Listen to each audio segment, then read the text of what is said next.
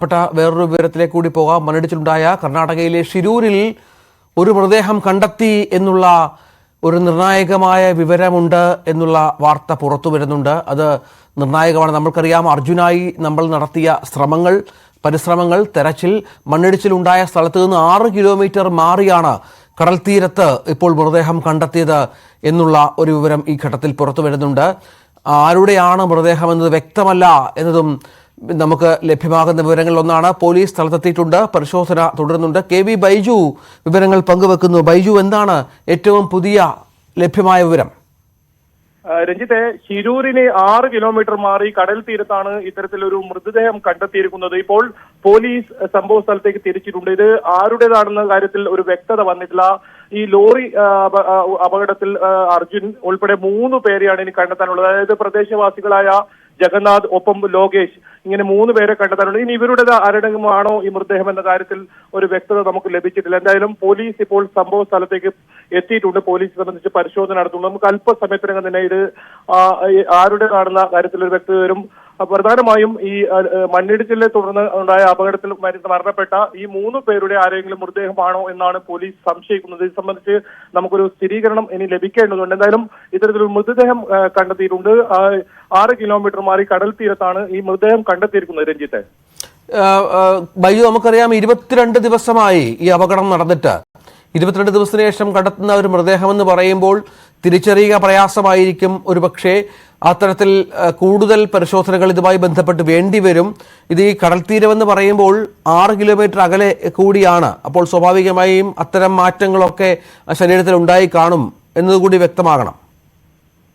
തീർച്ചയായും രഞ്ജിത്തെ, നമുക്കറിയാം ഇപ്പോൾ 20 ദിവസം പിന്നിട്ടിരിക്കുന്നു ഇത്തരത്തിൽ ഈ ഒരു ദുരന്തം ഉണ്ടായിട്ട്, ഇവരെ കാണാതായിട്ട്. അതുകൊണ്ട് തന്നെ അഴുകിയ നിലയിലാണ് ഈ മൃതദേഹം എന്നാണ് നമുക്ക് ലഭിക്കുന്ന വിവരം. എന്തായാലും DNA ഉൾപ്പെടെയുള്ള പരിശോധന നടത്തേണ്ടി വരും. ഇത് അങ്ങനെയാണെങ്കിൽ ആരുടെ മൃതദേഹം എന്ന് കണ്ടെത്തുന്നതിന് ഇനിയിപ്പോൾ ഈ അപകടത്തിൽ കാണാതായവരുടെ ആരുടെയെങ്കിലും മൃതദേഹമാണോ അതല്ല മറ്റേതെങ്കിലും തരത്തിലുള്ള ഒരു മൃതദേഹമാണോ എന്ന കാര്യത്തിലും ഒരു വ്യക്തത നമുക്ക് ലഭിച്ചിട്ടില്ല. എന്തായാലും പോലീസ് ഇത് സംബന്ധിച്ച് വിശദമായ അന്വേഷണം നടത്തിയതിനു ശേഷം നമുക്ക് കൃത്യമായ ഒരു വിവരം ലഭിക്കും. എന്തായാലും നമുക്ക് പ്രാഥമികമായി ലഭിക്കുന്ന വിവരം ഈ മണ്ണിടിച്ചിലിനെ തുടർന്ന് ഇത്തരത്തിൽ മരണപ്പെട്ട ഈ 3 പേരുടെ ആരുടെയെങ്കിലും മൃതദേഹമാകാമെന്നാണ് പറയുന്നത്. ഏതായാലും അർജുന്റെ ബന്ധുക്കൾ ഉൾപ്പെടെ ആ ഇവിടെയുണ്ട്, ശിരൂരിലുണ്ട്. അവരും അങ്ങോട്ടേക്ക് പുറപ്പെട്ടിട്ടുണ്ട്. ഏതായാലും അവർ അവിടെ എത്തിയിട്ടില്ല. പോലീസ് ഇപ്പോൾ സംഭവ സ്ഥലത്തേക്ക് എത്തിയിട്ടുണ്ട്. ഇതിനുള്ള കൃത്യത നമുക്ക് ലഭിക്കണമെങ്കിൽ ഒരു പക്ഷേ DNA പരിശോധന വരെ കാത്തിരിക്കേണ്ടി വരുമോ, അതല്ല ഏതെങ്കിലും തരത്തിൽ ഇത് ഇവരുടെ 3 പേരുടെ ആരുടെയും മൃതദേഹമാണോ എന്ന കണ്ടെത്താൻ പറ്റുമോ എന്നാണ് നമുക്ക്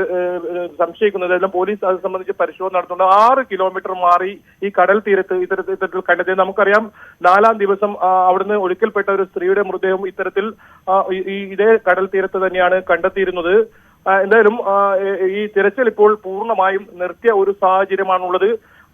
ആ ഒരു ഘട്ടത്തിലാണ് ഇങ്ങനെ ഒരു വിവരം ലഭിക്കുന്നതും. എന്തായാലും പോലീസ് ഇത് സംബന്ധിച്ച ഒരു സ്ഥിരീകരണം ലഭിക്കേണ്ടതുണ്ട്. അതിനുവേണ്ടി ഏതായാലും അല്പസമയം കൂടി കാത്തിരിക്കേണ്ടി വരും. രഞ്ജിത്ത്, അതായത് ഈ 6 കിലോമീറ്റർ അകലെയുള്ള കടൽ തീരം എന്ന് പറയുമ്പോൾ ഈ പുഴയുമായി ചേർന്ന ഒരു പ്രദേശമാണ് അല്ലെ? ഇവിടുന്ന് 6 കിലോമീറ്റർ അകലെയാണ് മണ്ണിടിച്ചിലുണ്ടായത്. നേരത്തെ ബൈജു പറഞ്ഞതുപോലെ മറ്റു പല മൃതദേഹങ്ങളും കണ്ടെത്തിയ ഒരു സ്ഥലം കൂടിയാണ് ഇവിടം. തീർച്ചയായും നമുക്ക് 4-ാം ദിവസം ഇത്തരത്തിലൊരു അവിടെയുള്ള ഒരു സ്ത്രീയുടെ ഇത്തരത്തിൽ ഒഴുക്കൽപ്പെട്ട സ്ത്രീയുടെ മൃതദേഹം ഇത് സമീപ സ്ഥലത്ത് തന്നെയാണ്, കടൽ തീരത്ത് തന്നെയാണ് കിട്ടിയിരുന്നത്. ഏതായാലും ഈ മണ്ണിടിച്ചിലിനെ തുടർന്ന് ഉണ്ടായ അപകടത്തിൽ ഈ കാണാതായ 3 പേരുടെ ആരുടെങ്കിലും ഒരാൾ മൃതദേഹമാകാം എന്നാണ് പോലീസ് പ്രാഥമികമായി നമുക്ക് നൽകിയ വിവരം. പക്ഷേ ഇത് സംബന്ധിച്ച് ഒരു സ്ഥിരീകരണം ലഭിക്കേണ്ടതുണ്ട്. ഇതേ സ്ഥലത്ത് തന്നെയാണ് കഴിഞ്ഞ ദിവസം മൃതദേഹം കണ്ടെത്തിയത്. ഏതായാലും 6 കിലോമീറ്റർ മാറി അഴീത്തല, നമ്മൾ ദൃശ്യങ്ങളിലൊക്കെ നേരത്തെ കാണിച്ചതാണ്. ആ പ്രദേശം തൊട്ടടുത്താണ് ഈ കടൽ തീരം വരുന്നത്. നല്ല ശക്തമായ അടിയൊഴുക്കുള്ള ഒരു പ്രദേശം കൂടിയാണ്. അങ്ങനെയാണെങ്കിൽ ഈ 20 ദിവസം കഴിഞ്ഞ് ഈ ഇത്തരത്തിൽ ഒരു മണ്ണിടിച്ചിൽ ഉണ്ടാവുകയോ അതിന്റെ മൃതദേഹം ഇത്തരത്തിൽ എത്തുകയും ചെയ്ത സാഹചര്യം അതൊക്കെ ഏതായാലും അറിയേണ്ടതുണ്ട്. ഏത് രീതിയിലാണ് ഈ മൃതദേഹത്തിന്റെ അവസ്ഥ എന്നൊക്കെ കൃത്യമായി നമുക്ക് അറിയേണ്ടതുണ്ട്. അത് അല്പസമയത്തിനകം തന്നെ ആ വിവരം ലഭിക്കുമെന്നാണ് പ്രതീക്ഷിക്കുന്നത്. രഞ്ജിത്ത്, നമുക്ക് ഈ മൃതദേഹം ഇങ്ങനെ ഈ 6 കിലോമീറ്റർ ഒഴുകി വരിക എന്ന് പറയുമ്പോൾ ഈ തെരച്ചിലിന്റെ ഒരു സ്വഭാവം ഇപ്പോൾ എങ്ങനെയാണ്? ഇന്നലെ കർണാടക ഹൈക്കോടതിയുടെ വിധി ഉണ്ടായിരുന്നു ബൈജു, തെരച്ചിൽ തുടരണം എന്നുള്ള തരത്തിൽ. പക്ഷേ അടിയൊഴുക്ക് ശക്തമാണ് എന്ന് പറയുന്നു. തെരച്ചിൽ വന്ന മാൽപേ സംഘമടക്കം വീണ്ടും മടങ്ങിയ പശ്ചാത്തലമുണ്ട്. തിരയാനാവാത്തൊരു പശ്ചാത്തലം തന്നെയല്ലേ അവിടെ നദിയിലുള്ളത്? തീർച്ചയായും ഒരു അനിശ്ചിതത്വം തുടരുന്നതിനിടെയാണ് ഇപ്പോൾ ഇത്തരത്തിൽ ഒരു മൃതദേഹം കണ്ടെത്തിയിരിക്കുന്നത്. എന്തായാലും കഴിഞ്ഞ കുറെ ദിവസങ്ങളായി ഏതെങ്കിലും തരത്തിലുള്ള തെരച്ചിലോ മറ്റ് രക്ഷാപ്രവർത്തനമോ ഒന്നും തന്നെ ഇവിടെ നടക്കുന്നില്ല. അങ്ങനെ ഒരു സാഹചര്യമല്ല ഇവിടെ ഉള്ളത്. അത്തരത്തിൽ ഒഴുക്ക്, ശക്തമായ ഒഴുക്ക് തന്നെയാണ്. മാത്രമല്ല മഴയും ശക്തമായി ഈ പ്രദേശങ്ങളിലുണ്ട്. അതുകൊണ്ട് ഇപ്പോൾ തൽക്കാലം തിരച്ചിൽ നടത്താനാവില്ല എന്നാണ് കർണാടക സർക്കാർ പറഞ്ഞിരുന്നത്. അതിനിടയിലാണ് ഇന്നലെ ഇത്തരത്തിലൊരു കോടതി വിധിയും വന്നിരിക്കുന്നത്. തിരച്ചിൽ തുടരണമെന്ന്, 3 പേർക്കുമായുള്ള തിരച്ചിൽ ഉടൻ തുടരണമെന്നായിരുന്നു കോടതി നിർദ്ദേശം. ഇതേ തുടർന്ന് ഇന്നോ നാളെയോ ആയി തിരച്ചിൽ പുനരാരംഭിക്കാൻ ഈ നീക്കം നടക്കുന്നതിനിടെയാണ് ഇപ്പോൾ ഇത്തരത്തിൽ ഒരു മൃതദേഹം കണ്ടത്. ഇത് ഏതെങ്കിലും തരത്തിൽ ഈ മണ്ണിടിച്ചിലുണ്ടായ സമയത്ത് അപകടത്തിൽപ്പെട്ട നമ്മുടെ അർജുൻ ഉൾപ്പെടെയുള്ളവരെ ആരുടെങ്കിലും ഒരാളുടെ മൃതദേഹമാണോ എന്നതാണ് ഇനി അറിയേണ്ടത്. അതിനാണ് ഏതായാലും കാത്തിരിക്കുന്നത്. ബന്ധുക്കൾ, അതായത് ജിതിൻ സ്ഥലത്തില്ല, മറ്റു ബന്ധുക്കൾ അവിടെ ഉണ്ട്. അവർ സംഭവ സ്ഥലത്തേക്ക് ഏതായാലും പുറപ്പെട്ടിട്ടുണ്ട്. പോലീസ് ഇപ്പോൾ അവിടെ എത്തിയിട്ടുണ്ട്. പോലീസ് ഇത് സംബന്ധിച്ച് പരിശോധന നടത്തുന്നുണ്ട്. എന്തായാലും തെരച്ചിൽ പുനരാരംഭിക്കാൻ നീക്കം നടക്കുന്നതിനിടെയാണ് ഇത്തരത്തിൽ മൃതദേഹം കണ്ടെത്തിയതെന്നും വളരെ ശ്രദ്ധേയമാണ്. ഏതായാലും കഴിഞ്ഞ ഒരാഴ്ചയായി യാതൊരു വിധത്തിലുള്ള തെരച്ചിലും ഈ ഭാഗത്ത് നടക്കുന്നില്ല. മാത്രമല്ല ഇതുവഴിയുള്ള ഗതാഗതവും ഇപ്പോൾ തുറന്ന് പ്രവർത്തിക്കുന്നുണ്ട്. ഇത് വാഹനങ്ങളൊക്കെ ഇതുവഴി കടന്നു പോകുന്നുണ്ട്. അങ്ങനെ ഒരു സാഹചര്യമാണ് നിലനിൽക്കുന്നത്. എന്തായാലും അടിയൊഴുക്ക് ശക്തമായി തന്നെ ഈ പുഴയിൽ തുടരുന്ന ഒരു സാഹചര്യത്തിൽ ഈ യഥാർത്ഥത്തിൽ ലോറി പുറത്തേക്ക് എടുക്കാനോ ഇതുവരെ സാധിക്കാത്ത ഒരു ഘട്ടം കൂടിയാണ്. ഹൈക്കോടതിയുടെ രൂക്ഷമായ വിമർശനവുമുണ്ട്. തിങ്കളാഴ്ചയാണ് ഹൈക്കോടതിയെ സംബന്ധിച്ച് വിശദമായ റിപ്പോർട്ട് നൽകാൻ കർണാടക സർക്കാരിനോട് ആവശ്യപ്പെട്ടിട്ടുമുള്ളത്. എന്തായാലും അല്പസമയത്തിനകം തന്നെ ഇത് സംബന്ധിച്ച ഒരു വിവരം നമുക്ക് ലഭിക്കും. രഞ്ജിത്ത്, അല്പസമയത്തിനകം ലഭ്യമാകും വിവരമെന്ന് നമുക്ക് പ്രതീക്ഷിക്കാം. KV ബൈജു തുടരുന്നുണ്ട്. അവിടെ ഒരു മൃതദേഹം ഈ ഷിരൂർ പുഴയിൽ നിന്ന് 6 കിലോമീറ്റർ അകലെ കടപ്പുറത്ത് കണ്ടെത്തി എന്നുള്ളതാണ് നിർണായകമായ കാര്യം. നമ്മുടെ അർജുൻ ഉൾപ്പെടെ 3 പേരുടെ വിവരങ്ങൾ ഇനി ലഭ്യമാകാനുണ്ട്. എത്രയോ ദിവസം അതിശക്തമായ തെരച്ചിൽ ഈ മേഖലയിൽ നടന്നിരുന്നു. പക്ഷേ അർജുനെക്കുറിച്ച് വിവരം കിട്ടിയില്ല. അർജുൻ്റെ ലോറി കണ്ടെത്താനായില്ല എന്നുള്ളതും പ്രധാനമാണ്. അപ്പോഴാണ് ഏറ്റവും നിർണായകമായ ഒരു കണ്ടെത്തൽ ഇപ്പോൾ ആ കടൽ തീരത്തുണ്ടാകുന്നത് എന്നുള്ളത് കൂടി ചേർത്ത് വായിക്കേണ്ടതുണ്ട്. കടൽ തീരത്താണ് മൃതദേഹം കണ്ടെത്തിയിരിക്കുന്നത്. പക്ഷേ ഇതുമായി ബന്ധപ്പെട്ട് കൂടുതൽ കാര്യങ്ങളിൽ ഒരു വ്യക്തത വരേണ്ടതുണ്ട്. ആരുടെ മൃതദേഹമാണ്? കാരണം നമുക്കറിയാം ഈ സംഭവം ഉണ്ടായിട്ട് 20 ദിവസം കഴിഞ്ഞു. 21 ദിവസമാണ് ഇത്. അപ്പോൾ ഈ മൃതദേഹത്തിൻ്റെയൊക്കെ അവസ്ഥ എന്തായിരിക്കും, എങ്ങനെ ഈ തിരിച്ചറിയാൻ സാധിക്കും എന്ന കാര്യത്തിലൊക്കെ കുറേ അധികം വ്യക്തത വരാനുണ്ട്. പോലീസുണ്ട് സ്ഥലത്ത്. അർജുൻ്റെ ബന്ധുക്കൾ ഇപ്പോഴും ഷിരൂരിൽ തുടരുന്നുണ്ട്. അർജുൻ്റെ സിസ്റ്ററിൻ്റെ ഹസ്ബൻഡ് അടക്കം, സഹോദരിയുടെ ഭർത്താവ് അടക്കം, അവിടെ ജിതിനടക്കം അവിടെ ഉണ്ട് എന്നാണ് മനസ്സിലാകുന്നത്. അർജുനെക്കുറിച്ച് വിവരം കിട്ടിയതിന് ശേഷം മാത്രമാകും മടക്കം എന്ന് ജിതിൻ നേരത്തെ വ്യക്തമാക്കിയ പശ്ചാത്തലമുണ്ട്. അപ്പോൾ അവരൊരു പക്ഷേ അവിടെ ചെന്ന് എന്താണ് എന്നുള്ളത് നിരീക്ഷിച്ചേക്കാം, ഐഡൻറ്റിഫൈ ചെയ്യാനുള്ള ശ്രമങ്ങൾ നടത്തിയേക്കാം. അവിടെയാണ് ഏറ്റവും പ്രധാനമായ കാര്യം. ബൈജു, ഇത് പോലീസുണ്ട്, മറ്റ് ഫോറൻസിക് സംഘങ്ങളുടെയൊക്കെ സാന്നിധ്യം വേണ്ടിവരും. അങ്ങനെയുള്ള ഒരു നീക്കം അവിടെ നടക്കുന്നുണ്ടോ? തീർച്ചയായും. കാരണം രഞ്ജിത്ത് സൂചിപ്പിച്ചതുപോലെ തന്നെ 20 ദിവസം കഴിഞ്ഞിരിക്കുന്നു. ഏത് അവസ്ഥയിലാണ് നമുക്ക് ഊഹിക്കാവുന്നതേ ഉള്ളൂ. അതും ചെളിയും ഇത്തരത്തിൽ വലിയ അടിയൊഴുക്കും ഒക്കെയുള്ള ഒരു പുഴയാണ്.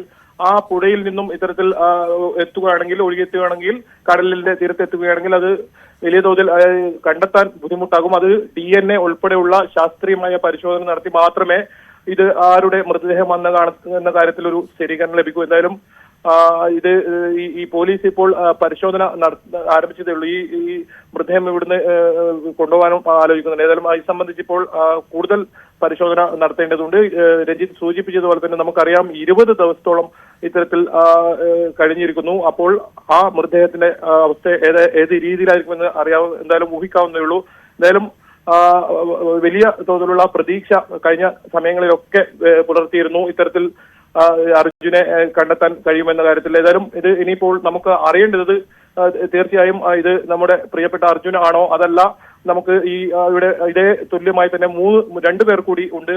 ഞാൻ നേരത്തെ സൂചിപ്പിച്ചതുപോലെ ലോകേഷും അതുപോലെ തന്നെ ജഗന്നാഥനും ഈ 2 പേരുടെ ആരുടെയാണോ ഇതല്ലാതെ മറ്റ് ഏതെങ്കിലും തരത്തിൽ മൃതദേഹമാണോ എന്ന കാര്യത്തിൽ ഒരു വ്യക്തത എന്തായാലും വരേണ്ടതുണ്ട്. ഈ തിരച്ചിൽ പുനരാരംഭിക്കാൻ ഒരുങ്ങുന്നതിനിടെയാണ് ഇപ്പോൾ ഇത്തരത്തിലൊരു മൃതദേഹം കണ്ടെത്തിയുന്ന വിവരം നമുക്ക് ലഭിക്കുന്നത്. ഏതായാലും ഇത് സംബന്ധിച്ച് പോലീസ് ഇപ്പോൾ കൃത്യമായ അന്വേഷണം നടത്തി അവരുടെ ഭാഗത്തു നിന്നും കൃത്യമായ ഒരു സ്ഥിരീകരണം വരണം.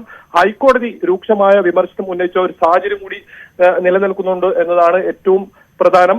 തിരച്ചിൽ ഇന്ന് വൈകിട്ട് നാളത്തോടുകൂടി പുനരാരംഭിക്കാൻ ഇരിക്കുമ്പോഴാണ് ഇത്തരത്തിലൊരു മൃതദേഹം കണ്ടെത്തുന്ന വിവരം ഏതായാലും പുറത്തു വരുന്നത്. എന്തായാലും ഇനി അല്പസമയം കൂടി കാത്ത് ഇരിക്കേണ്ടി വരും. പ്രാഥമികമായ ഒരു വിവരം നമുക്ക് ലഭിക്കണമെങ്കിൽ അതിനുശേഷം DNA ഉൾപ്പെടെയുള്ള പരിശോധന നടത്തിയാൽ മാത്രമേ കൃത്യമായി ആരുടെ മൃതദേഹം എന്ന ഒരു കാര്യത്തിൽ ഒരു സ്ഥിരീകരണം ഉണ്ടാവൂ. രഞ്ജിത്ത്, ഏതായാലും അങ്ങനെയാണ് കാര്യങ്ങൾ. ഒരു സ്ഥിരീകരണം ഈ വിഷയത്തിൽ ഉണ്ടാകേണ്ടതുണ്ട്. അതിനുള്ള ശ്രമങ്ങളാണ് ഇപ്പോൾ പുരോഗമിക്കുന്നത് എന്നാണ് മനസ്സിലാകുന്നത്. നമുക്ക് മനസ്സിലാക്കുന്നത് 3 പേരുടെ മൃതദേഹങ്ങൾ ഇതിനകം ലഭിക്കാനുണ്ട്. 3 പേരെക്കുറിച്ച് വിവരം കിട്ടാനുണ്ട്. അതിൽ നമ്മുടെ അർജുനുമുണ്ട്. മറ്റ് 2 പേർ കൂടി ഇതുമായി ബന്ധപ്പെട്ട് തിരിച്ചറിയാൻ അല്ലെങ്കിൽ ഇവരെക്കുറിച്ചുള്ള വിവരങ്ങൾ ലഭ്യമാകേണ്ടതുണ്ട്. ഇത് ആരുടെ മൃതദേഹമാണ് എന്ന കാര്യത്തിലാണ് ഒരു വ്യക്തത വരേണ്ടതുള്ളത്.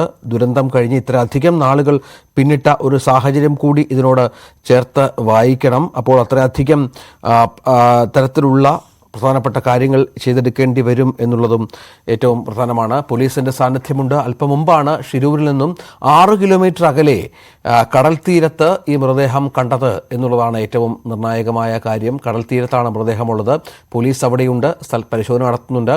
മൃതദേഹത്തിന്റെ അടുത്ത് അവരുണ്ട്. അർജുന്റെ ബന്ധുക്കൾ അവിടെ ഉണ്ട് എന്നാണ് മനസ്സിലാകുന്നത്.